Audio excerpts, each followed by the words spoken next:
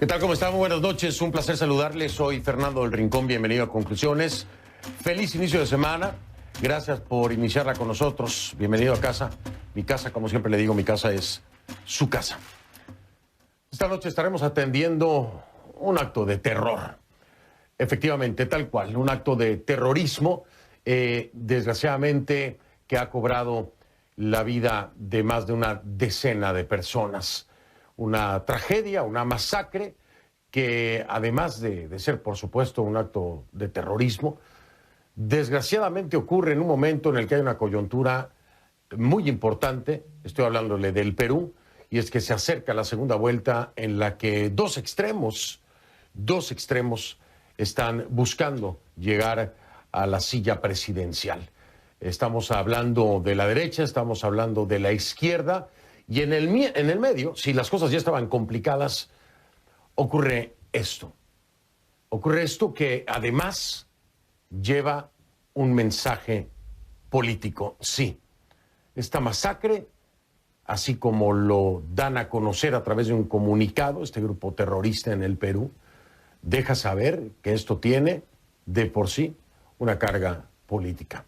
Y hacen una amenaza a aquellos que puedan favorecer a uno de los candidatos. Le voy a explicar todos los detalles en el transcurso del programa, pero sin duda, si usted pensaba que las cosas en el Perú estaban complicadas con estos dos extremos que se tienen que elegir, y digo se tienen porque no hay más opciones en este momento, pues no, aún se pueden complicar más las cosas. ¿Quién lo iba a decir?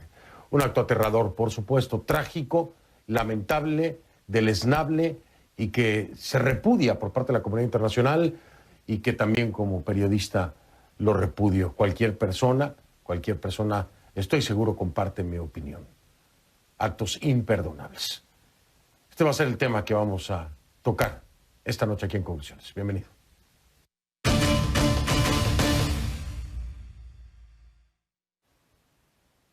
Y por eso le pido que a partir de este momento me acompañe utilizando la etiqueta Conclu Masacre Perú. El hashtag es Conclu Masacre Perú. La etiqueta, el numeral, es Conclu Masacre Perú. Sus comentarios, por favor, a mi cuenta en Twitter, @soyfdelrincón, @soyfdelrincón. Esa es la cuenta en Twitter, Conclu Masacre Perú. Es la etiqueta. Por supuesto, antes que cualquier otra cosa, nuestra solidaridad, mi solidaridad con las víctimas, con los familiares de las víctimas, con todos aquellos que hoy lamentan la muerte de algún ser querido. Trágico y además sin límites. Desgraciadamente, tengo que informarle que habría al menos 2 menores entre las víctimas, al menos 2 menores, niños que no tienen nada que ver absolutamente con política. Nadie debe morir por política, pero menos un menor de edad, que a veces no tienen ni conciencia política, por decirlo así. Hasta ese extremo se llega. Hace más de 40 años ya, en mayo de 1980, se escribía el periodo más violento de la época republicana del Perú. Entonces, militantes de la organización comunista maoísta peruana, Sendero Luminoso, quemaron las urnas y padrones electorales en la localidad de Chuschi, en el departamento de Ayacucho, con un acto con el que comenzó el conflicto armado interno. Desde entonces, la propuesta senderista dejaría un legado sangriento en la historia del país. La Comisión de la Verdad y Reconciliación estima que más de 69.200 personas, le repito la cifra, más de 69.200 personas murieron en el conflicto armado. Y más de 32.000 de esas muertes se atribuyen a Sendero Luminoso. ¿Sí? Un terrible evento en la historia peruana. Pero parece que el horror no ha terminado, ¿no? Este 23 de mayo de 2021, Perú revive los peores temores. Las Fuerzas Armadas de Perú atribuyen a Sendero Luminoso, a lo que queda de Sendero Luminoso, el asesinato de al menos 14 personas en la región conocida como el Braem, el Valle de los Ríos Apurímac, en N y Mantaro. Según el comunicado, la organización terrorista asesinó a estas personas aún no identificadas, dejándolas calcinadas e irreconocibles. Como le decía, se sabe que entre las víctimas hay 2 menores. En este momento las autoridades investigan el motivo del ataque y las razones por las que se centró en un grupo de la población civil. Un ataque terrorista en contra de la población civil con fines políticos, al menos de acuerdo a lo que dice el comunicado. La Dirección contra el Terrorismo de la Policía facilitó a CNN ese panfletos que se encontraron ahí en la escena del atentado. En el documento con fecha 10 de mayo se hace un llamamiento a hacer un boicot a la segunda vuelta de las elecciones democráticas que celebrará el país el 6 de junio. Y califica los comicios de burgueses. El panfleto pide expresamente no ir a votar en blanco, nulo o viciado. Y considera que quien vote por Keiko Fujimori es un traidor. Por supuesto, solamente hay que recordar el pasado del fujimorismo y lo que representó para Sendero Luminoso. ¿Quién firma este panfleto? Lo firma el Comité Central del militarizado Partido Comunista del Perú, es decir, Sendero Luminoso. El presidente Francisco Sagasti condenó el atentado y ordenó el despliegue de patrullas de las Fuerzas Armadas y la Policía Nacional para que el ataque no quede impune. Pero vamos hasta allá, vamos hasta el Perú con nuestra Jimena de la Quintana, que nos tiene mucho más información sobre este terrible, trágico, repudiable acontecimiento. Jimena, ¿cómo estás? Buenas noches, te escuchamos con atención. Me imagino que habrá no solamente preocupación, pero muchas reacciones en torno a esto desde la perspectiva política y, por supuesto, desde la comunidad, desde el pueblo, desde la gente, desde la calle, desde los de a pie que inevitablemente se acercan a una elección, pero esto creo que nadie se lo esperaba. Jimena, buenas noches. Hola Fernando, buenas noches. Como lo has dicho, mucha preocupación obviamente por lo ocurrido a sola 15 días de las elecciones presidenciales. Como bien sabes, la segunda vuelta en Perú entre Keiko Fujimori de Fuerza Popular y Pedro Castillo de Perú Libre se va a desarrollar en tan solo 2 semanas, el día 6 de junio, domingo 6 de junio. De hecho, este fin de semana es el primer y único debate oficial que habrá entre ambos candidatos. Lo que ha dicho la policía es que en este momento un grupo de la DIRCOTE, de la Dirección contra el Terrorismo, está camino a la zona para poder obtener más detalles de lo ocurrido. Lo decías tú, el Comando de Conjunto de las Fuerzas Armadas ha confirmado que este es un acto terrorista, que al menos 14 personas civiles habrían muerto. La información adicional la tendrá la DIRCOTE cuando llegue a la zona para confirmar si efectivamente se trata o no de civiles. Lo cierto es que este atentado se da en una zona conocida, lo decías tú bien también, como el BRAEM, el Valle de los Ríos Apurímac y Ene. Esta es una zona, Fernando, donde los remanentes terroristas se han enfrentado constantemente en los últimos años a las fuerzas del orden, tanto a las Fuerzas Armadas como a la Policía Nacional del Perú.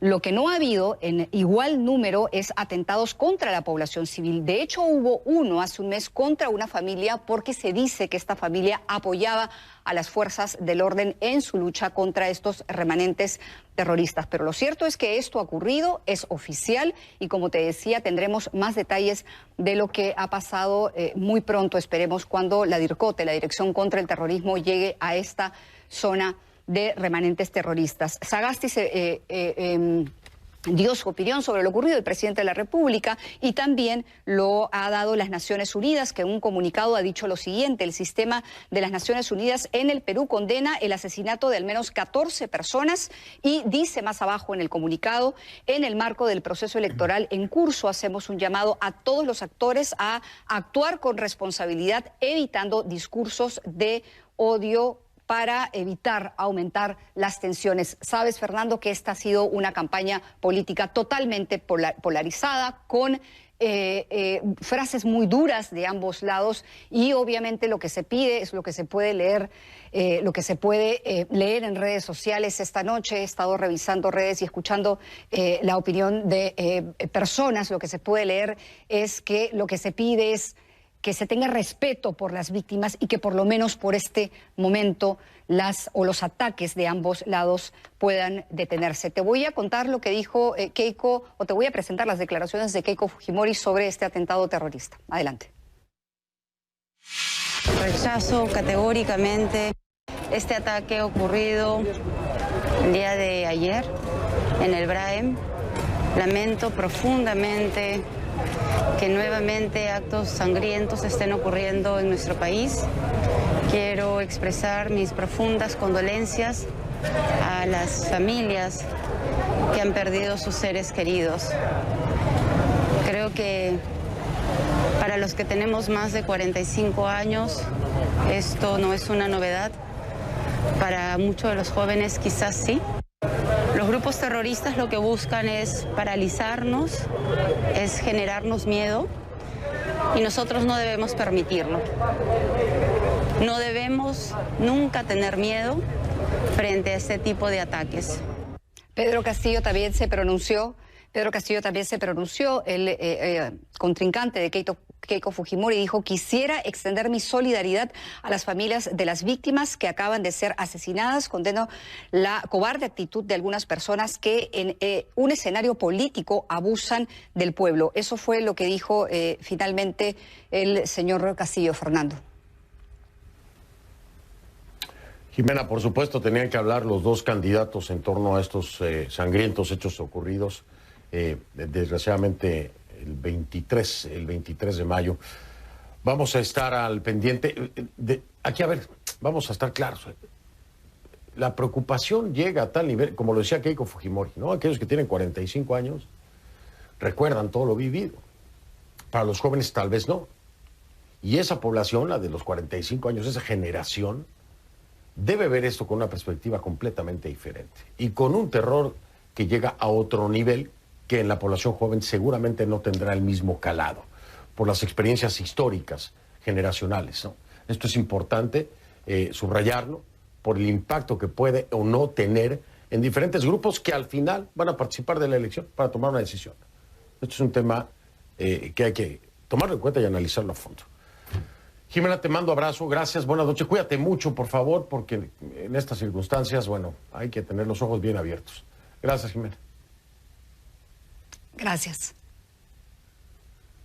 Buenas noches. Jimena de la Quintana en vivo desde Lima. Voy con mi primer invitado de esta noche.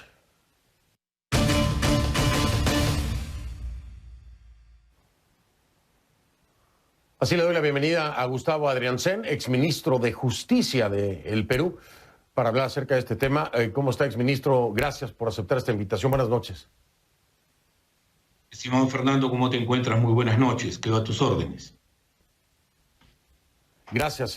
Muy preocupado. Y esta es la primera pregunta que le hago. Ya después entramos más en detalle. ¿En qué nivel de preocupación debemos y deben los peruanos y las peruanas tener este acontecimiento el día de hoy? Porque hacia el pasado todo empezó de esta forma. Es decir, un acontecimiento que después creció en lo que conocemos y marcó la historia del Perú. Ahora estamos viendo otro acontecimiento y no sabemos dónde va a parar. ¿Qué grado de preocupación tiene que representar esto para el Perú? Fernando, si me permites una primera licencia solamente para expresar mis más sentidas condolencias a los familiares de los 18 peruanos y peruanas asesinados ayer vilmente por la organización terrorista Sendero Luminoso. 2 menores de edad, 6 mujeres y 10 varones. Ese es el saldo que nos deja la insanía terrorista. Al terrorismo, Fernando, no se le puede dar ni un centímetro. Todo acto terrorista debe provocar nuestro mayor nivel de preocupación. Peruanos como yo, que ya tenemos más de 50 años, hemos sufrido de la demencia de los atentados terroristas. Por eso, para nosotros, un acto de esta naturaleza llama a la máxima preocupación. Pero algo más importante, Fernando, este atentado, por la insanía, por la crueldad con la que se ha practicado, por el número de víctimas, nos hace recordar los años más horrendos del terrorismo en el Perú. Hacía muchos años, Fernando, muchísimos años, que no veíamos un acto criminal de esta magnitud. De allí que se hayan despertado todas las alarmas y de allí que se tenga que intervenir inmediatamente en la zona para finalmente averiguar y dar con quienes han cometido estos horrendos crímenes. ¿Qué garantías puede dar en este momento el Estado, el propio presidente Sagasti, de que no se verán replicados estos acontecimientos en diferentes zonas? Es cierto que en Braem pues hay una actividad per se ya establecida de estos grupos terroristas, pero esto no quiere decir que no pueda ser un movimiento coordinado en diferentes latitudes del Perú. Fernando, no tenemos información cierta de que el denominado Partido Militarizado Comunista del Perú haya abandonado la zona del Braem donde actúa. Nosotros hemos venido por años hablando de los remanentes de Sendero Luminoso que están encapsulados en el Braem. Y la razón es por qué permanecen allí, por qué no han ampliado su radio de acción. En primer lugar, porque sus huestes no son muy numerosas. Se calcula que pueden bordear entre los 400 y 500 efectivos. Por otro lado, el Braem, Fernando, y esto no hay que dejar de decirlo, es una zona de producción cocalera donde se ha producido un tándem entre el narcotráfico y el terrorismo. En esta zona, inaccesible en la selva del Perú, están actuando los narcotraficantes y reciben protección de los terroristas, y a cambio de esa protección los narcotraficantes les pagan y les proveen de armas y municiones. Entonces, en este binomio diabólico es donde se están desarrollando estas actividades narcoterroristas. De allí que la posibilidad de expansión de estos grupos terroristas no sea, en mi opinión al menos, un hecho latente. Sin embargo, Fernando, no podemos dejar de considerar que existen actualmente en el Perú organizaciones de fachada de Sendero Luminoso, organizaciones de fachada que se han venido infiltrando en el tejido social, instrumentalizando el orden democrático y pretendiendo utilizar ese orden democrático para, entre comillas, legalizarse. Ese es el movimiento conocido como Movadef, que actualmente, por ejemplo, pide una nueva constitución y la amnistía para el delincuente terrorista Abimael Guzmán Reynoso. Son diferentes métodos de acción. En el Braem la acción es armada, mientras que las organizaciones de fachada, repito, como Movadef, están utilizando más bien una vía de acción política. Déjeme, ministro, marcar una pausa para regresar a este tema. Y no quiero ser frívolo, se lo digo a nuestra audiencia a nivel Latinoamérica, pero sin duda alguna el ámbito político, el impacto político, el impacto en un proceso electoral de un acto terrorista así, tan sangriento además, como ya lo decía, y tan cruel como ya lo decía el exministro Gustavo Adrianzen, tiene que ser analizado. Tiene que ser analizado sí, cuando además se apunta concretamente a uno de los candidatos por parte de este grupo terrorista en esta masacre. Y hay que hablarlo, porque estos factores influyen en los resultados. Lo hemos visto en México con una violencia política por parte de carteles en contra de candidatos, asesinato de candidatos, y empieza a tener una influencia importante en el resultado, por temor de la gente principalmente, que es lo que consiguen, y segundo, porque empiezan a marcar el derrotero de la política de un país a través de este tipo de acciones criminales. Vamos a hablar acerca de eso. Cuando regrese estoy con el exministro de Justicia del Perú, Gustavo Adrianzen. Ya regreso en un momento.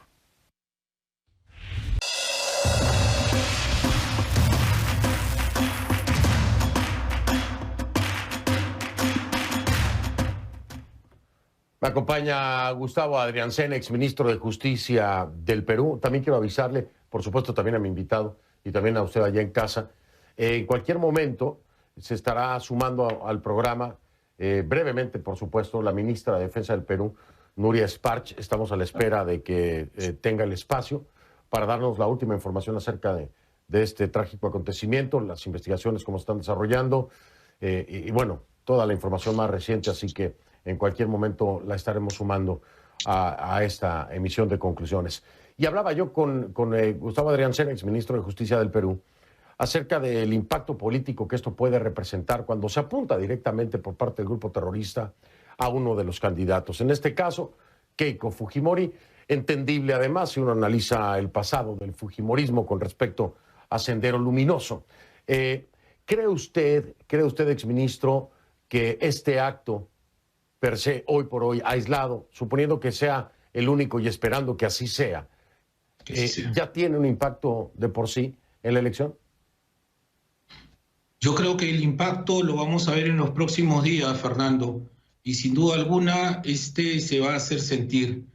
Fíjate, en el panfleto dejado por los delincuentes terroristas en la zona del atentado, se lee con absoluta claridad: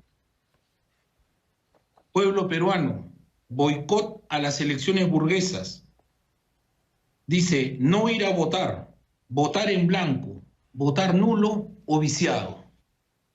Los delincuentes terroristas están en absoluta oposición al sistema democrático. No creen en las prácticas democráticas, no creen en las elecciones. Pero van más allá de eso.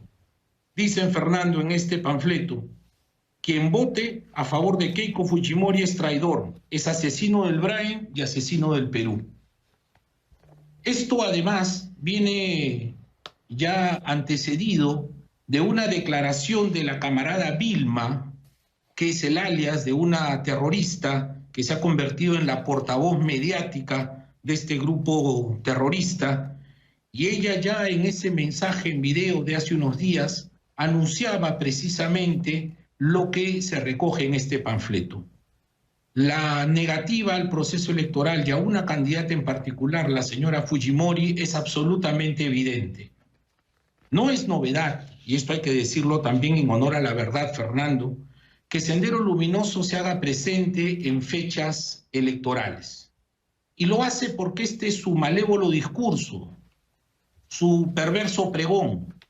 Como no creen en las elecciones, y las elecciones en gran medida representan la base y el pilar fundamental de la democracia, de la alternancia en el poder, etcétera, ellos se oponen a estos procesos electorales y amenazan a la población, desarrollando actos criminales como los que hemos visto. ¿Qué es lo que buscan? Que en las zonas donde ellos actúan, los ciudadanos se atemoricen y no vayan a votar. Como bien dicen en este panfleto, boicot. Eso es lo que están buscando. Sin embargo, los peruanos, Fernando, creo yo, nos vamos curando del susto con tantas heridas. Y ahora sabemos que el sistema democrático, perfectible como es, nos resulta a nosotros el más viable. Un sistema democrático que fundamentalmente propone la libertad de los ciudadanos para que podamos elegir, para que podamos transitar, para que podamos trabajar, para que podamos sostener a nuestras familias. Por ello creo, Fernando, que si va a haber un efecto político, tiene que pronunciarse, o tendrían que pronunciarse de una manera enfática los dos candidatos a la segunda vuelta, el señor Castillo y la señora Fujimori, explicándonos primero un deslinde con estos actos terroristas y en segundo lugar qué acciones va a tomar cualquiera de los dos que llega al gobierno el 6 de junio para derrotar a estos terroristas. Esa es la pregunta clave, esa es la pregunta clave. Ojalá tuviera yo la oportunidad de hacérsela directamente a Castillo o hacérsela directamente a Keiko Fujimori. Hemos convocado a ambos para estar aquí en el programa, hacer entrevista a cada uno de ellos. Hasta ahora nos han dado respuesta. Castillo ya estuvo una vez aquí, Keiko Fujimori no ha estado. Pero esa es la pregunta que debe hacerse ya. No puede esperar hasta mañana. ¿Qué es lo que van a hacer cada uno de ellos? Y lo dice perfecto el exministro. ¿Qué es lo que va a hacer cada uno de ellos para enfrentar este terrorismo?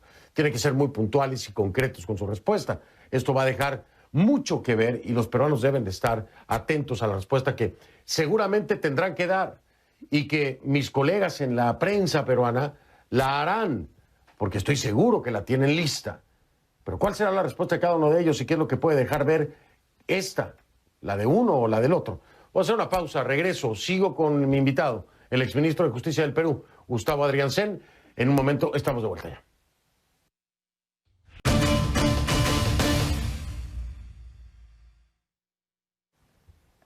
Estamos de vuelta y en este momento, por supuesto, usted sabe que me acompaña Gustavo Adriancén, exministro de Justicia del Perú, pero como le había adelantado, tenemos vía telefónica ya a la ministra de Defensa del Perú, Nuria Sparch, que nos acompaña vía telefónica. Ministra, ¿cómo está? Buenas noches. Buenas noches, señor Rincón. Gracias por la invitación a su programa. Al contrario, gracias a usted por tomar esta llamada en un momento tan complejo. Ministra, lo primero que quiero preguntarle es si la cifra de muertos es final. ¿Hay algún cambio en la cifra de muertos que hasta ahora conocemos? Sí, lamentablemente. Bueno, permítame por favor empezar diciendo a usted y a toda su audiencia que realmente nosotros rechazamos de la manera más enérgica los asesinatos que han ocurrido ayer en este centro poblado de San Miguel de Lén, que ahora le explicaré dónde queda. Y lamentablemente sí tenemos que cambiar lamentablemente el número de fallecidos. Lo hemos elevado de 14 a 16. Cuando llegaron las autoridades a notificar a la comisaría más cercana de los acontecimientos de anoche, ellos dijeron que habían 18 personas. Ha habido una confusión respecto a las cifras. Pero luego, cuando uno lee el reporte policial, ellos identifican 14 personas. Es por eso que el número inicial fue 14. Pero cuando ya hemos llegado al lugar, se han identificado 2 cuerpos más. Entonces el número oficial es de 16 fallecidos. Gracias por esclarecer esta cifra, porque había confusión, yo la tenía, la confusión. 16 entonces es la cifra oficial, de acuerdo a la ministra de Defensa del Perú. Ahora, confirmamos desgraciadamente 2 menores calcinados, ministra. Sí. Al momento, lamentablemente, tenemos que confirmar 2 menores. Han sido 6 las personas calcinadas y por lo menos ya se sabe que 2 de ellos serían menores de edad. Todavía no se ha podido reconocer a varios de los asesinados y en ese momento ya están los cuerpos en camino al centro poblado de Natividad, que es justamente donde se encuentra la comisaría donde se hicieron las denuncias, listos para a su vez ser llevados ya a otra ciudad un poco más grande donde se puedan llevar los cuerpos a la morgue para las autopsias de ley. Ministra, esto ha sido cometido, ya lo han dicho oficialmente, por el grupo terrorista, Sendero Luminoso, por supuesto, bueno, lo que queda de Sendero Luminoso. Pero yo quiero preguntarle si en la estrategia en este momento del Ministerio de Defensa es en contra de un grupo per se, o si hay un nombre de cabecilla detrás del cual estarían apuntando. Sí, en ese momento tenemos identificados la terminología que se utiliza aquí es delincuente terrorista, pero yo prefiero llamarlos delincuentes asesinos, que son Carlos y Anselmo. En ese momento se ha identificado a estos 2, obviamente esos nombres son alias, que serían quienes habían estado al mando de esta barbarie, ¿no? Pero serían estos 2 entonces los que serían identificados como los que estarían al frente de esta barbarie. ¿Hay algo acerca de Víctor Quispe Palomino o no? Bueno, lo que ocurre es que él es el cabecilla, digamos, de lo que resta de los remanentes de la organización terrorista Sendero Luminoso. Nosotros le llamamos, en verdad, organización terrorista Sendero Luminoso como una nomenclatura, digamos, pero ellos se autodenominan Militarizado Partido Comunista del Perú y agregan otros nombres: marxista, leninista, maoísta y principalmente maoísta, con todos esos nombres, y que lidera, que nosotros además podemos identificar que lidera este señor Quispe Palomino. Ellos tienen un grupo todavía de delincuentes terroristas que están básicamente asociados al narcotráfico y que siguen operando en una pequeña porción del territorio, en el valle de los ríos Apurímac, Quene y Mantaro. que esta zona está en un distrito que es Vizcatán, que es una zona de muy difícil acceso, donde han de hecho ocurrido los acontecimientos. Y entonces nosotros tenemos desplegados, tenemos actualmente 49 bases contraterroristas en los alrededores, en las zonas, pero de vez en cuando ocurren estos hechos. Sin embargo, hacía mucho tiempo que no había algo de este nivel tan sanguinario, ¿no? La pregunta que se hacen muchos peruanos esta noche, y me la hago yo también, por supuesto, es ¿qué garantías puede haber por parte del gobierno, en este caso del Ministerio de Defensa, para los peruanos de que este será un hecho aislado y que no existe el riesgo de que podamos ver otra masacre como esta u otro acontecimiento terrorista con fines políticos como claramente este ha sido declarado en el panfleto? Lamentablemente no podemos decir que esto es un hecho aislado y que ha ocurrido por primera vez en un evento electoral. Lamentablemente podemos contar los eventos electorales del 2011, el 2016 y años anteriores, por supuesto, en el cual han habido esta clase de incursiones, donde claramente lo que buscan estos remanentes terroristas es llamar la atención, es poder tener estos 5 minutos de atención de todo el Perú y probablemente tratando de mostrarse con una fuerza que en verdad no tiene. Lamentablemente este tipo de intervención sanguinaria y delincuencial son temas pues que ocurren en lugares muy apartados, donde a veces no existe una comisaría o un puesto de vigilancia, y lamentablemente han ocurrido estos hechos. Sin embargo, lo que sí quiero que quede claro, se lo he dicho también a la prensa local, es que nuestro trabajo es asegurar unas elecciones limpias y seguras para todos los peruanos. Todos los peruanos tenemos que ir a elegir a nuestro próximo presidenta el 6 de junio próximo. Y las Fuerzas Armadas y la Policía Nacional del Perú garantizan la seguridad de todos los peruanos en todos los lugares donde nos toque votar. En estas elecciones, además, particularmente desafiantes por razones obviamente de la pandemia, en la primera vuelta las elecciones se llevaron a cabo con mucha tranquilidad, con mucha paz. Ninguna de las patrullas desplegadas a nivel nacional tuvo alguna novedad que reportar. Y esperamos que esta segunda vuelta tenga exactamente las mismas condiciones. ¿Este acontecimiento les obliga a cambiar la estrategia para esta segunda vuelta? ¿Hay una nueva planificación a raíz de este hecho?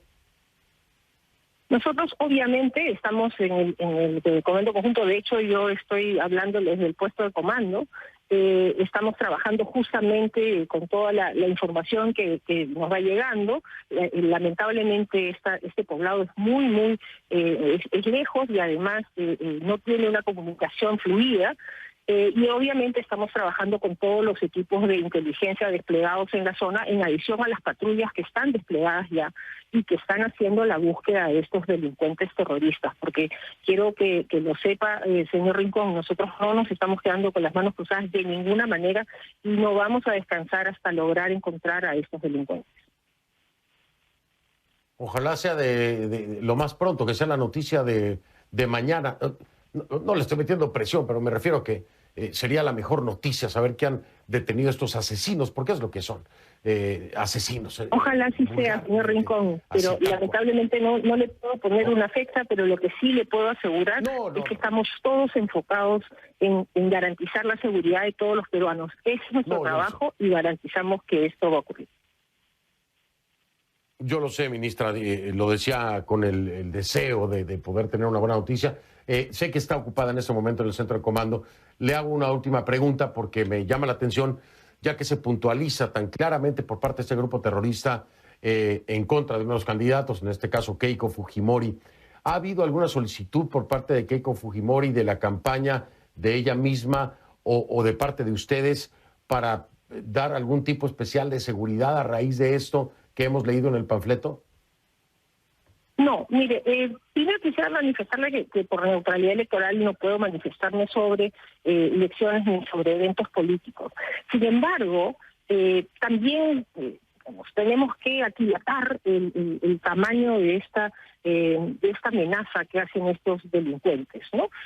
Nosotros no nos vamos a amilanar por un panfleto que nos dejen, en primer lugar, y segundo, que nosotros lo que sí le podemos decir es que no podemos permitir que el asesinato de 16 personas de una manera tan cruel vaya a ser utilizado de manera política. No lo vamos a permitir. Nosotros queremos respetar la memoria de estas personas que han fallecido el día de ayer de esta manera terrible y instamos, y eso lo he pedido ya localmente a quienes están en esta contienda electoral, que por favor retiremos de cualquier discusión política a 16 fallecidos en esta acción tan lamentable de estos delincuentes terroristas. Por favor, no utilicemos la memoria de estas personas para actos políticos. Ministra, permítame felicitarla por esta solicitud, por esta petición. Me agrada escuchar una voz que pida esto por respeto, porque normalmente y en medio de una elección presidencial cualquier cosa se utiliza para fines políticos. Gracias por esto, gracias por hacerlo.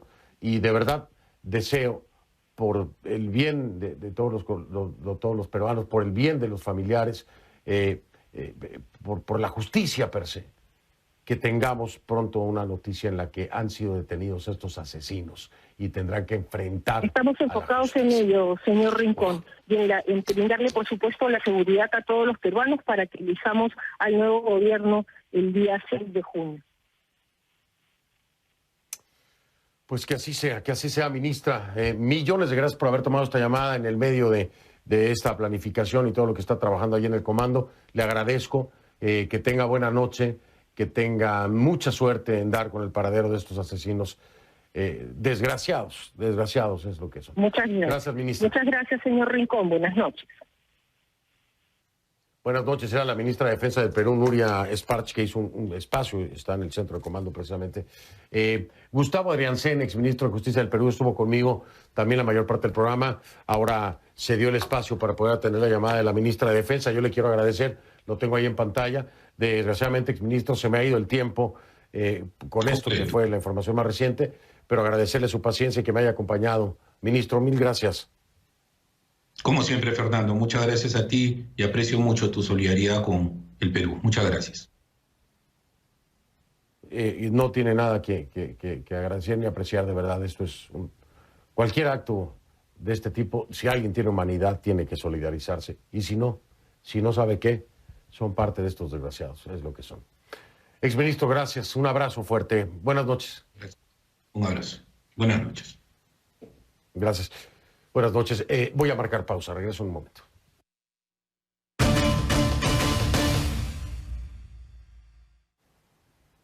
Y pongan mucha atención, uno de los bloqueos que sufre Colombia por cuarta semana ya, consecutiva, cuarta semana, estaría relacionado con la muerte de una recién nacida.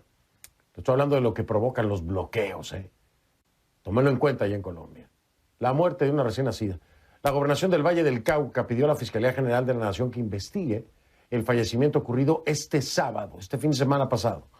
La bebé estaba siendo trasladada en una ambulancia a una unidad de neonatos en Cali, cuando la ambulancia fue detenida por un bloqueo organizado presuntamente por indígenas.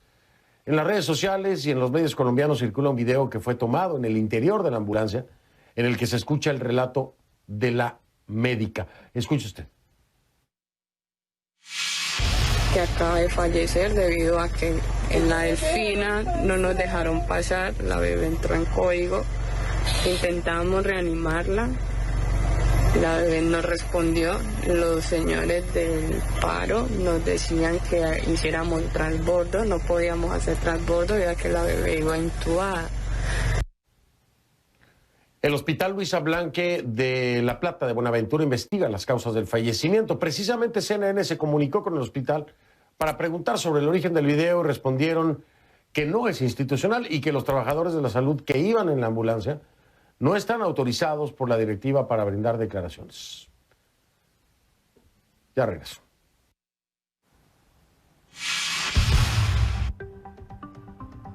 Si no puedes ver el eclipse lunar total de este miércoles, que coincide con la mayor superluna del año, tienes varias formas de seguirlo en línea.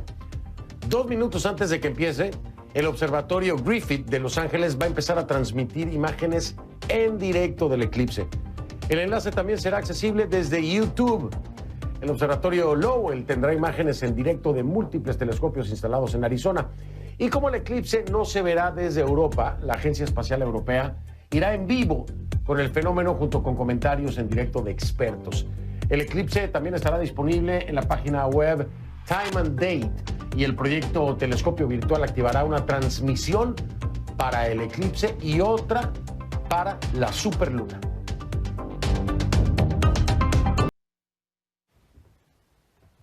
Soy Fernando del Rincón y como siempre le digo, si no lo vio en conclusiones, no lo vio. Y si usted me lo permite, nos vemos mañana. Buenas noches, gracias.